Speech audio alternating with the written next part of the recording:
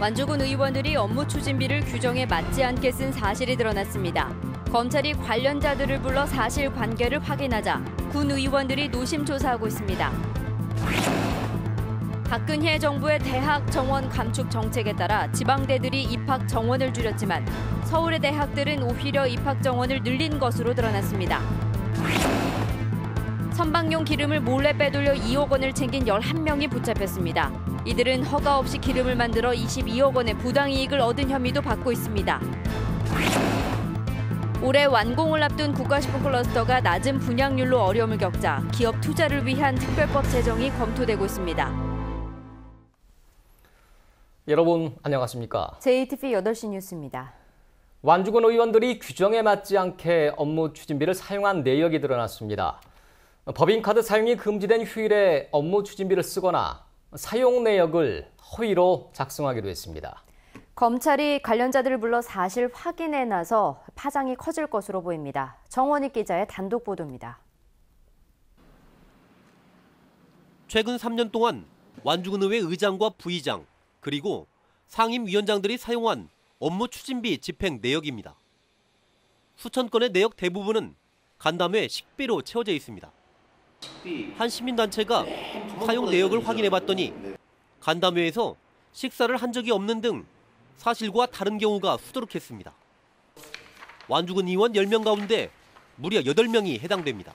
우리 사회단체라든지 봉사단체 분들 간담회를 했다고 이렇게 되어 있는데 그 사회단체라든지 봉사단체하고 확인을 해본 결과 같이 간담회라든지 식사를 같이 이렇게 한 적이 없다라고.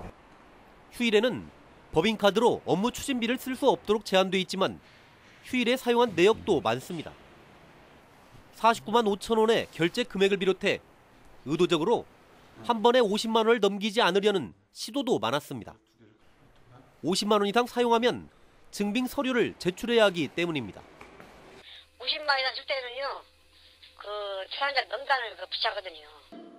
해당 의원들은 관행적으로 카드를 썼을 뿐인데 완주군 공무원들이 가짜 사용 내역을 만들었다고 해명했습니다. 우리는 카드만 쓰지 카드 문자도 우리한테 안 와요. 이게 이제 직원한테 가요. 그렇게 하니까 그냥 이제 그 직원들이 임의대로 지금까지 관행상 그렇게 해왔던 거를. 환수 조치 요구에도 군의원들은 입을 굳게 다물었습니다.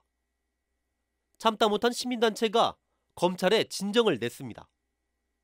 검찰은 간담회를 가진 것으로 기록된 단체 관계자들과 의회 사무국 직원들을 불러 사실관계를 확인한 것으로 알려졌습니다. 해당 의원들은 검찰이 조만간 자신들을 상대로 수사에 나서진 않을까 노심초사하고 있습니다. JTV 뉴스 정원익입니다. 박근혜 정부가 추진한 대학 정원 감축 정책이 지방대학에 집중된 것으로 드러났습니다.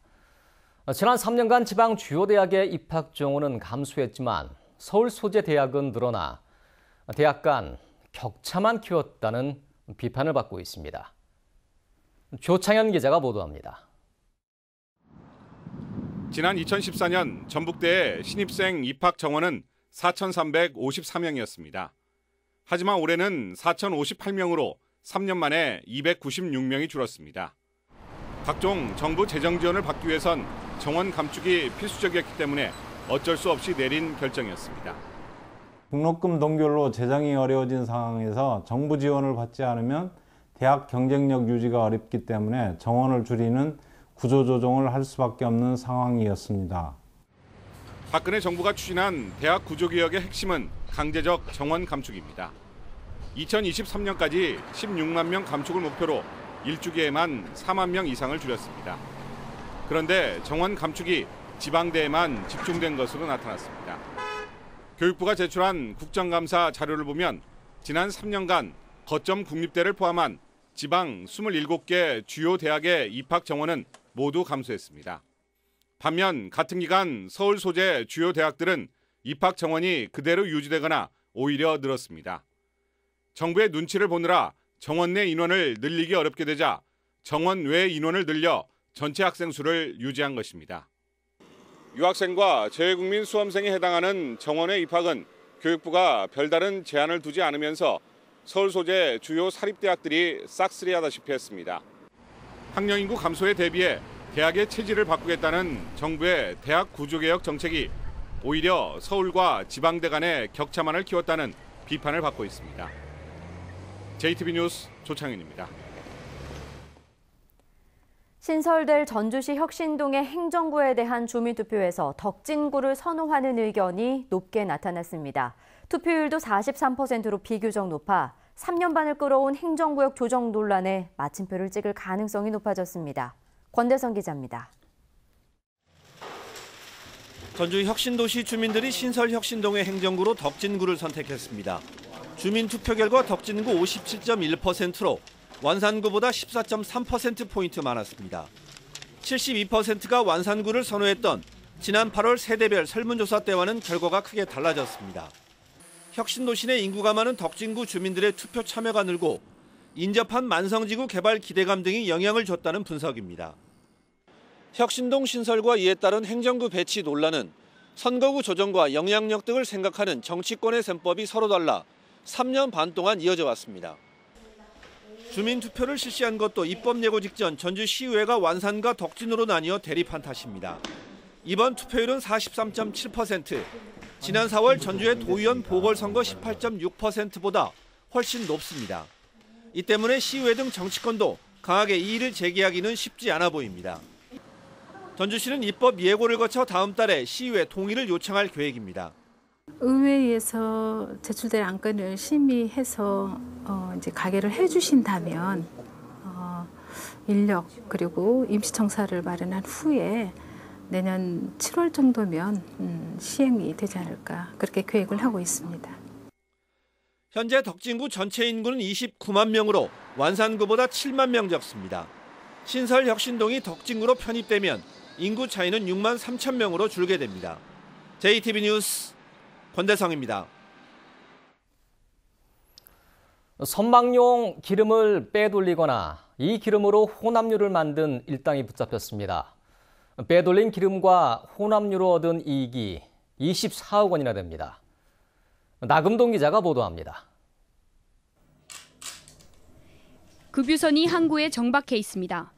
한 대의 유류 차량이 급유선 쪽으로 다가갑니다. 한 남성이 차량에서 호스를 내려 급유선과 연결한 뒤 기름을 공급받습니다. 이 기름은 새만금 공사 현장 준설선에 공급하기로 약속한 선박기름입니다. 하지만 트럭이 향한 곳은 전남 화순 등지의 농가와 정읍 등의 세탁소였습니다. 이 같은 준설선에서 사용돼야 할 해상용 벙커유가 육상용으로 불법 유통된 걸로 확인됐습니다. 선박용 연료를 공급하는 업체 대표 54살 채모 씨와 직원들이 납품 요청을 받은 기름보다 많은 양의 기름을 운반한 뒤 남은 기름을 빼돌린 겁니다. 이들은 지난해 1월부터 최근까지 51만 리터의 기름을 빼돌려 2억 원을 챙겼습니다. 또 지난 2년 동안 무단으로 해상용 벙커유를 이용해 혼합유를 만든 뒤 이를 내다 팔아 22억 원을 챙긴 혐의도 받고 있습니다. 해상용 벙커유는 황성분이 육상 벙커유보다 13배나 많기 때문에 이들이 판 혼합유는 대기 환경에 나쁜 영향을 미칩니다.